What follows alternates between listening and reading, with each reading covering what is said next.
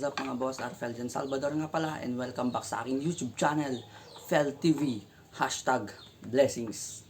So for today's video guys, tuturuan ko kayo kung paano mag-install ng madalian ng ating R25 side mirror sa ating MIUI MXi 125 Fi. Bago ang lahat guys, huwag nyo sana munang kakalimutan mag-subscribe sa aking YouTube channel para updated pa rin kayo sa aking mga videos. Easy go.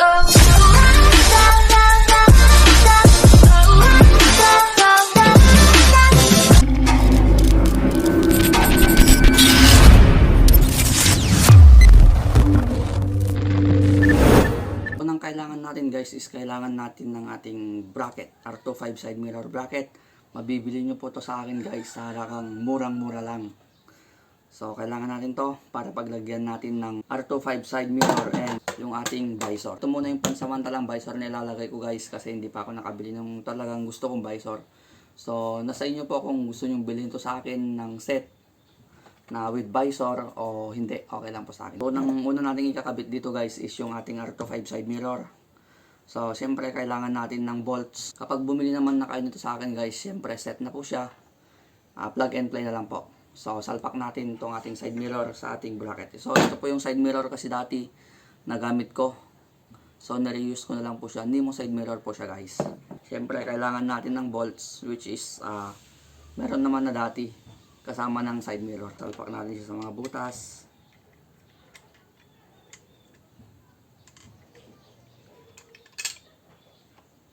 Tapos siyempre kailangan natin ng nut. So gamit ko po dito guys is 10mm po. 10mm na nut. And yung gamit naman po natin na Allen rings is size 5.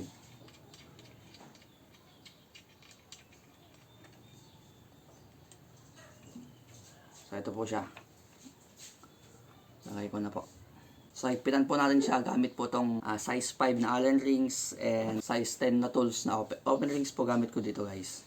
So higpitan natin.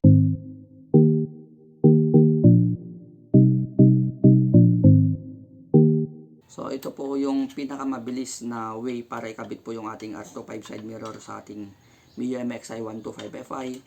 So kung sa ibang motor din po, ganito na lang din po ang gawin nyo para madalian po kayo.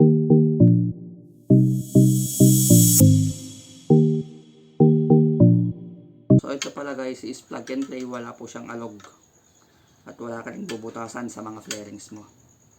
So pinakaayaw pa man din nating mga rider is yung nagbubutas tayo ng ating mga flaring. Pwedeng bracket lang din pong bilhin nyo sa akin kung may mga side mirror and visor na po kayo. Okay lang din po. Next na ilalagay natin guys itong isang side mirror naman.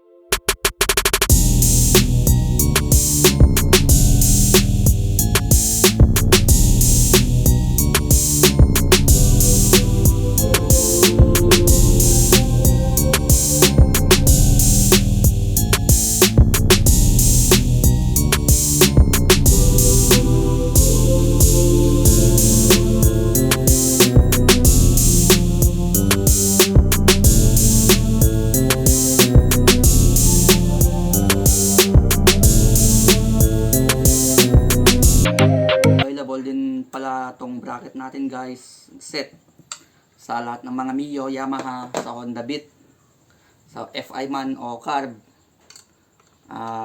Honda Click, ganoon na rin sa Aerox. So PM lang ako guys kung gusto nyo pong magpakabit. Kabitan natin, pagandahin natin yung mga matmat nyo.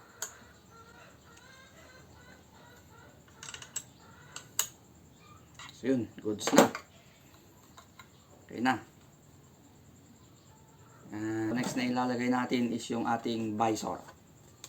So ito po yung visor na ilalagay ko muna guys pansamantala kasi hindi ko pa nahahanap yung visor na gusto ko talaga. So ginamit ko muna pansamantala guys is yung ating bolt na gamit ang Phillips screw. So ito muna guys. Tapos dalawang butas muna siguro lagyan ko para madalian na lang magtanggal kapag meron na yung visor na gusto ko talaga. So tulad ng dati, lagyan natin siya sa kanyang mga butas. Next, lagay natin yung kanilang mga nut.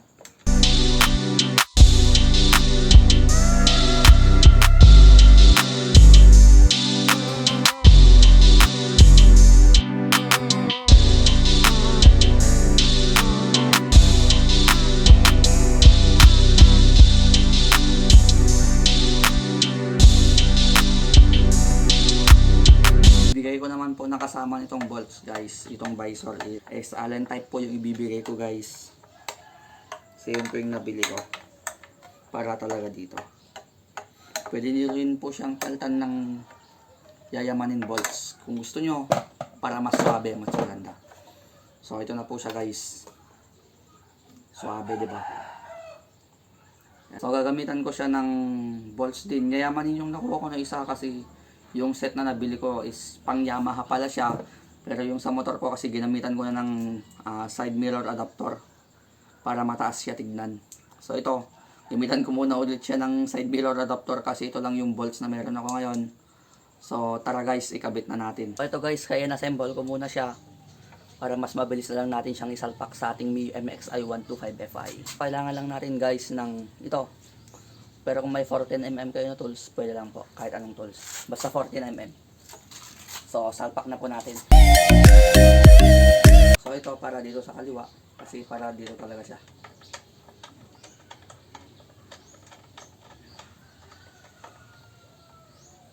Tapos itong isa naman guys. Higpitan na natin.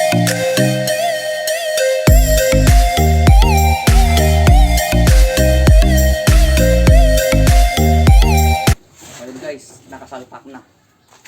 Ayun, mas mabilis talaga kung ganun yung gagawin nyo guys.